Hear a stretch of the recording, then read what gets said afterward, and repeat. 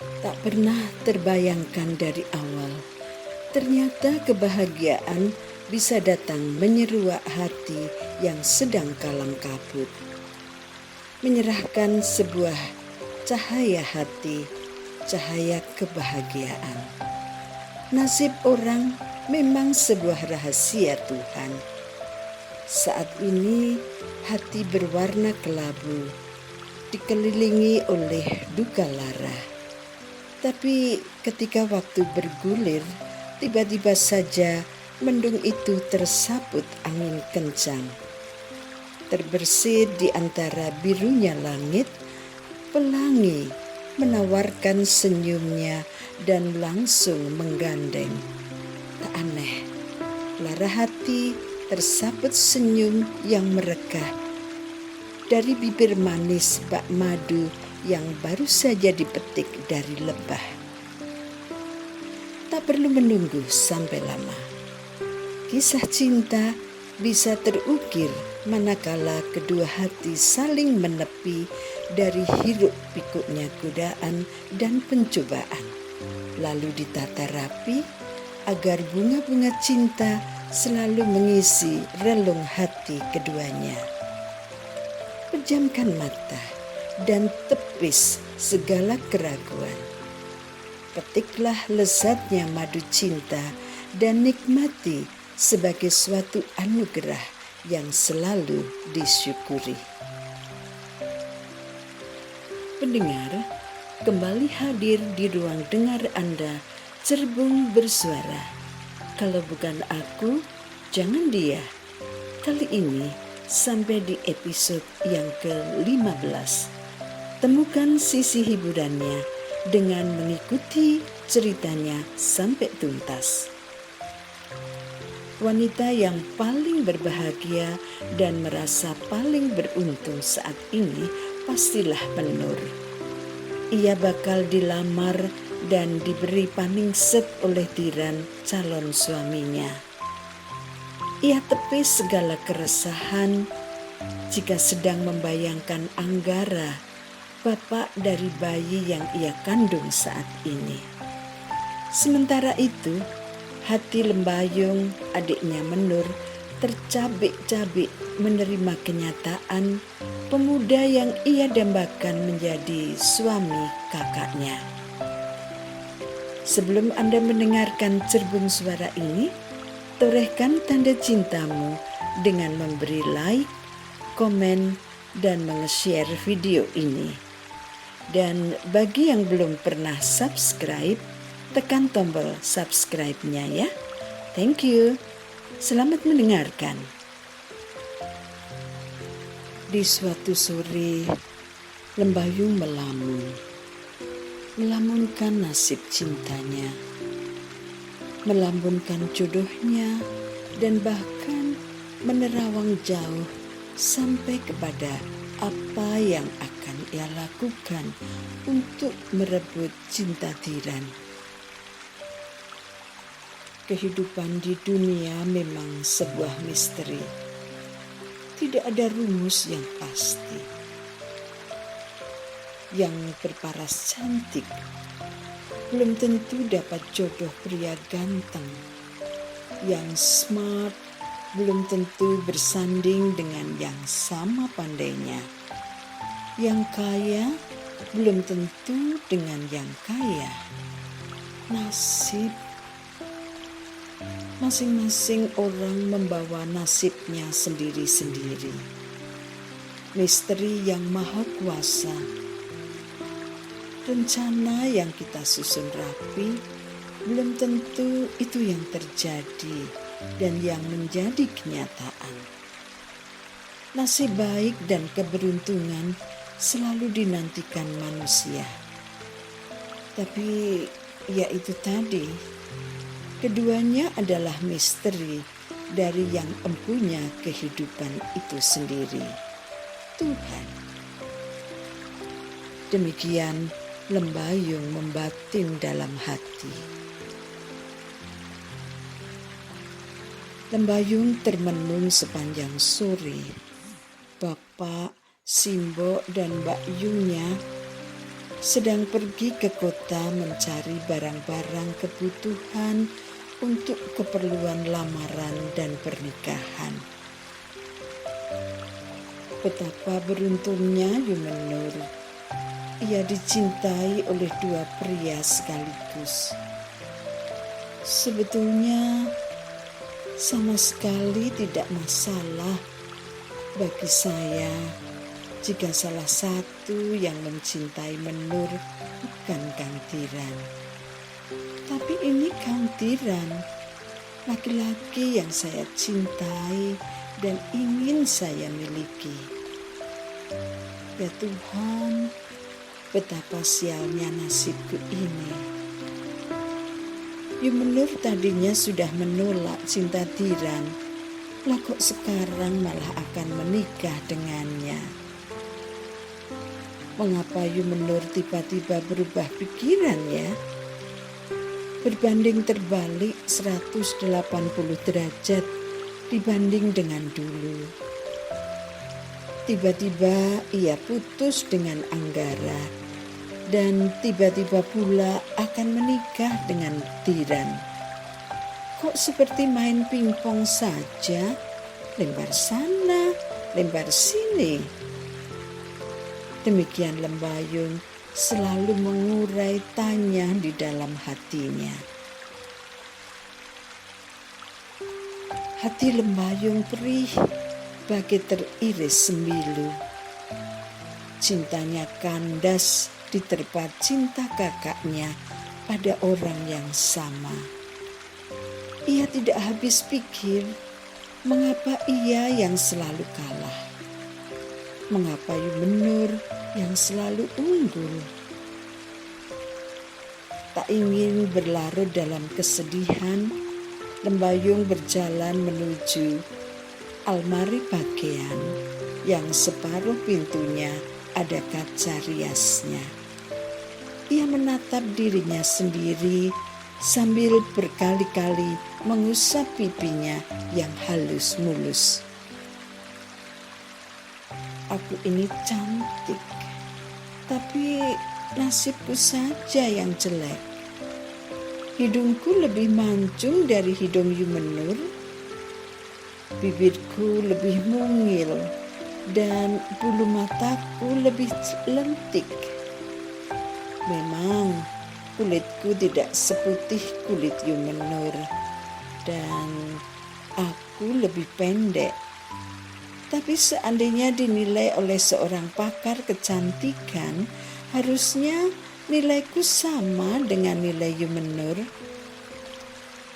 Tapi mengapa ya, Kang Tiran kok jatuh cinta pada Yumenur? Mengapa tidak memilih aku saja?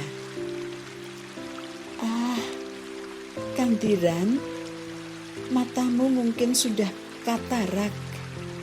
Jelas-jelas Yumenur sudah pacaran dengan Anggara. Lah kok malah mau menikah denganmu?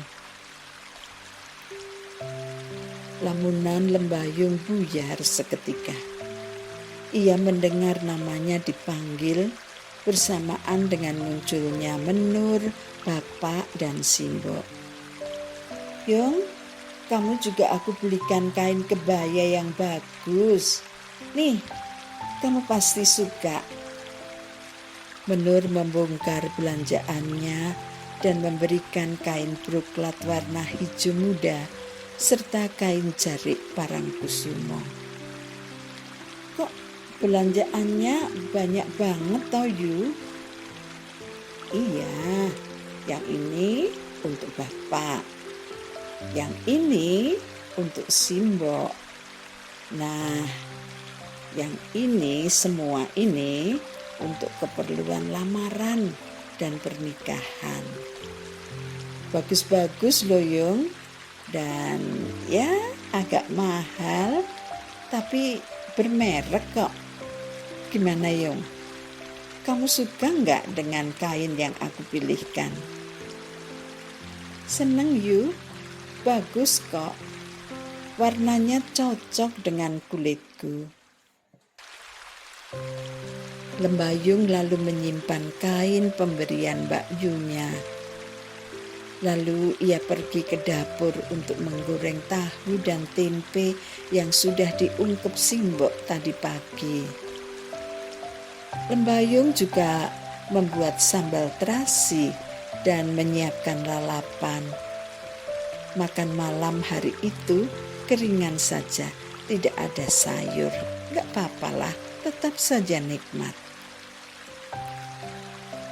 Acara lamaran dan serah-serahan atau paningset digelar dengan sederhana namun meriah. Sengaja hanya mengundang saudara dari kedua keluarga calon pengantin, tetangga sekitar dan perangkat desa, Pak Lurah dan Pak Cari. Menur berdandan sendiri, memakai gaun panjang terbuat dari bahan broklat warna salem dengan payet kuning keemasan di bagian dada. Ia yang kesehariannya hanya memakai bedak, kali ini wajahnya ia olesi foundation warna natural, lalu bedak tabur warna kuning pengantin, dan terakhir ia saput dengan bedak padat. Semuanya dari merek lumayan terkenal. Ia tata alisnya dengan pensil alis basah, eyeshadow, eyeliner, dan juga blush on. Semuanya serba tipis, tidak ketinggalan bibirnya.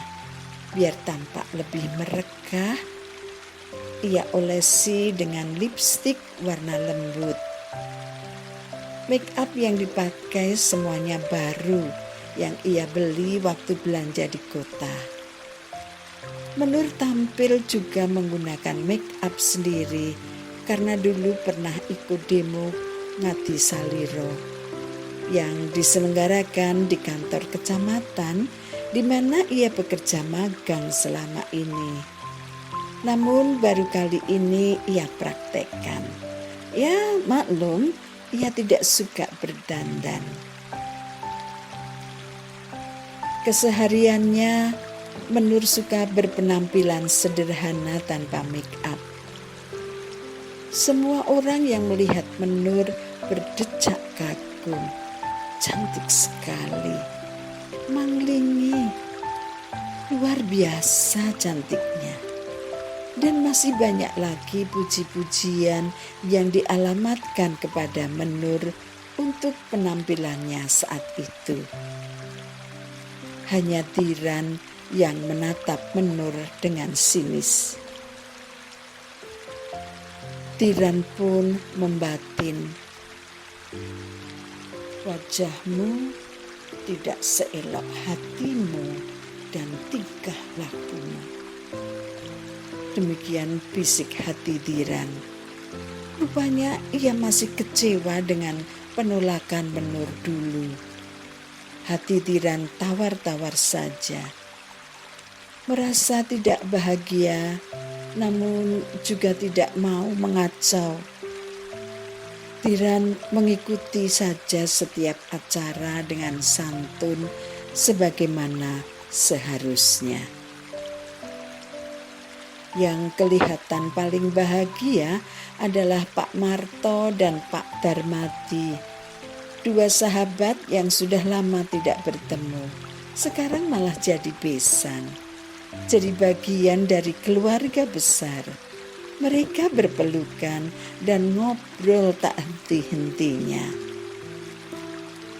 Acara lamaran dan paningset atau serah-serahan di rumah Anjeli pun berlangsung sangat meriah dan mewah. Anjali tampil cantik dengan gaun yang glamor. Begitu juga make up serta perhiasannya. Semuanya serba berlian. Kedua juragan ini sengaja menggelar acara secara besar-besaran, sekalian untuk ajang pamer kekayaan. Paningset yang dibawa keluarga Anggara sangat banyak dan berkelas. Semua barang ditata dalam kemasan beraneka bentuk. Ada bentuk kipas terbuat dari uang kertas Rp100.000 dan Rp50.000.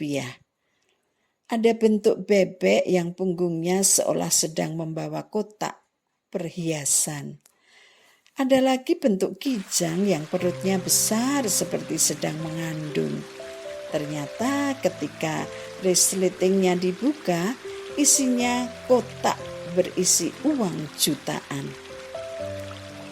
Ada juga yang berbentuk seperti gunung kembar di dalamnya, sepasang sepatu dan sandal.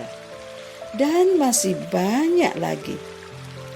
Untuk penampilan yang wah itu, keluarga Anggara harus dandake ke ahlinya di kota. Semua itu tentu saja atas permintaan Anjali. Sedangkan keluarga Anjali mengusung ahli dekorasi dan catering ternama juga dari kota. Semua yang hadir tampak bahagia, senyum manis dan wajah-wajah yang ceria tampak di mana-mana, kecuali Anggara. Sejak tadi ia berwajah muram. Hanya sekali-sekali tersenyum ketika ia harus tersenyum. Ia tetap ramah ketika diajak bicara. Selebihnya, ia hanya muram. Hatinya mengembara jauh ke desa seberang, di mana sang pujaan hati ia tinggalkan. Bayangan Menur tak pernah lepas dari angannya. Anggara sama sekali tidak tahu jika saat itu Menur juga sedang dilamar Tiran. Yang Anggara bayangkan, Menur sedang nelongso termenung sendiri sambil terus memikirkan dirinya. Padahal di seberang sana, Menur selalu mendebar senyum kepada siapapun. Ia tahu perhatian semua orang sedang tertuju padanya. Ia bangga atas kecantikannya. Ia bangga dengan taktiknya menikung Tiran dan keluarganya. Menur merasa senang bisa menang dari Anggara. Kalau kamu bisa, aku pun bisa, Kang Anggara. Kalau kamu mampu menggait gadis lain, mengapa aku tidak? Aku juga bisa menggait pemuda lain. Jangan remehkan aku, Kang Anggara. Aku bukan bebek yang hanya bisa mengekor dirimu. Aku adalah singa betina, penjelmaan dari kleting kuning. Menur tersenyum sendiri, puas, bahagia, bangga. Lalu ia melirik Tiran. Pandangan mereka bertemu. Mereka mesem sedikit, sekedar untuk menutupi perasaan masing-masing. Padahal hati keduanya menyimpan duka yang dalam. Masih jauh untuk bisa menyatukan cinta mereka. Seperti matahari yang sudah tenggelam dalam peraduan. Tidak bakal mungkin bisa bertemu sinar rembulan yang lembut nan ayu. Sang rembulan selalu menyepi di siang hari. Ia lebih suka menyembunyikan keayuannya di malam hari. Ketika rindu menyeruak tak tertahankan bagi yang kehilangan cintanya. Ia ingin menemani dengan mengelus lembut hati yang lara, serta ikut begadang hingga fajar. Merangkul rapuhnya hati hingga mentari kembali mengintip bumi. Terpisahnya keputusasaan dengan harapan dalam sebuah episode kehidupan.